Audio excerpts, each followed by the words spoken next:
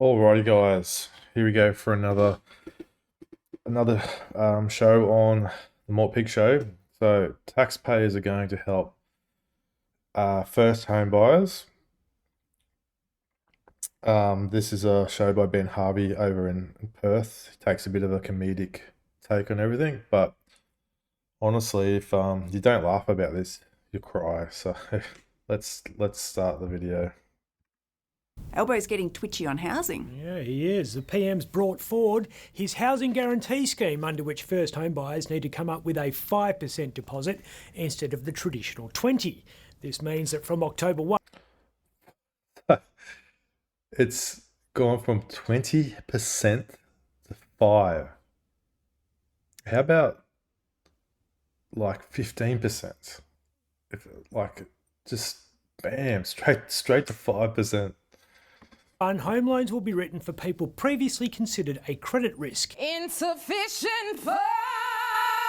We want to open it up to as many people as possible. And of course they do. Australian taxpayers are on the hook when they default. Albanese says it proves he's a man with a plan. I think it proved Anthony Albanese is a man more detached from reality than we realise. Does that never happen?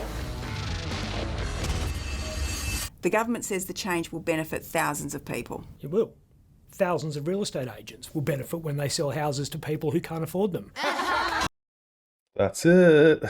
There will be some people just loving this. Everyone in the real estate industry and connected to it, banks, the real estate agents, it's just more commissions for them. And thousands of bank executives will benefit when they issue the loan. Trust me, I'm not driving a 7 Series without strippers. But I can't see how thousands of first home buyers are going to benefit, because the only way out of this affordability crisis is building a shitload more houses. And we're not doing that. Yeah, well, the government says it's going to build 1.2 million new homes within 5 years. Albo's talking like he's getting his trowel out and laying the bricks himself. All right, team, it's home time. Governments don't... That's it. Like the target of $1.2 million homes, and the builders are saying it's not worth to actually, it's not feasible for them to actually make a profit themselves to build the homes.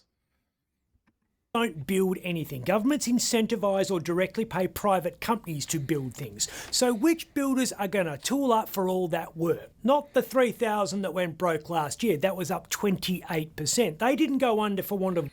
So 28% of builders going under last year.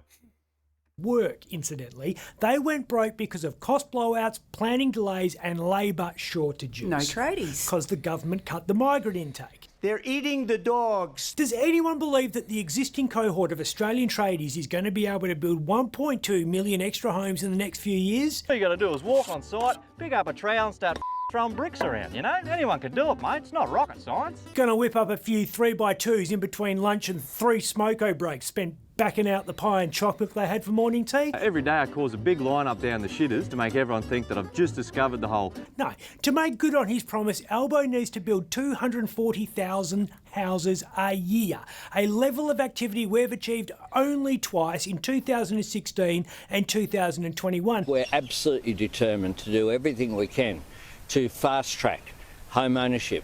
Even his own Treasury doesn't believe him. Called bullshit on that weeks ago and then accidentally sent the advice to the ABC, which is why we know about it. That's the same Treasury, incidentally, which confirmed exactly what anyone who took Economics 101 knows, that this new turbocharged home buyers policy will push prices up. How could it not? Demand is about to go through the roof. We're abolishing the cap on the number of people who can access a... Anyone smell a bubble? All the FOMO, it's getting there, isn't it? The next couple of years, there's going to be some heartache for a lot of people. And then right now we are cutting rates. But it's just because we're in this cycle. Then all these first home buyers getting in at maybe under 6%. Maybe might go down to 5%.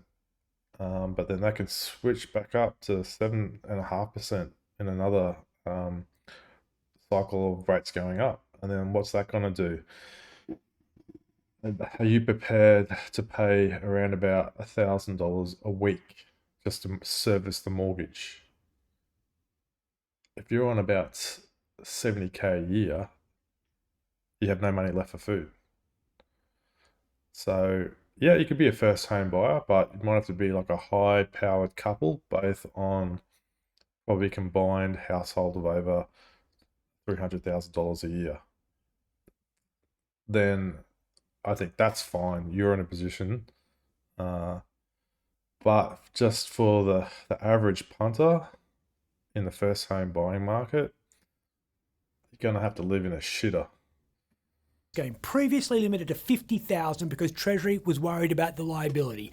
Abolishing the cap on incomes for eligibility. Used to be 125 grand for singles, 200 for couples. Now any rich can do it. Lest you suffer vertigo from the dizzying heights of your moral ground. And the value of the homes that can be purchased has been boosted to the point that I, as a taxpayer, am now going to help someone in Sydney pay up to $1.5 million for their first house. Used to be 900 grand.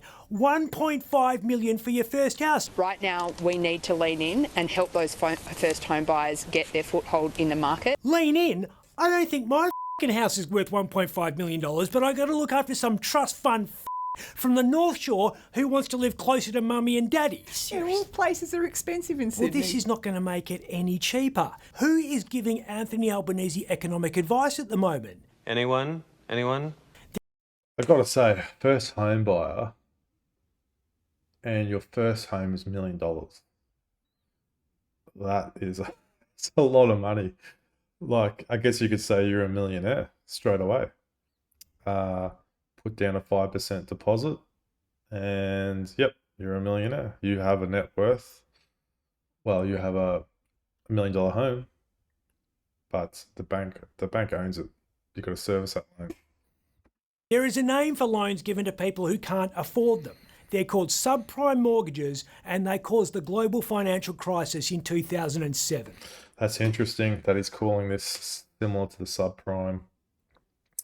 It's almost like this scheme.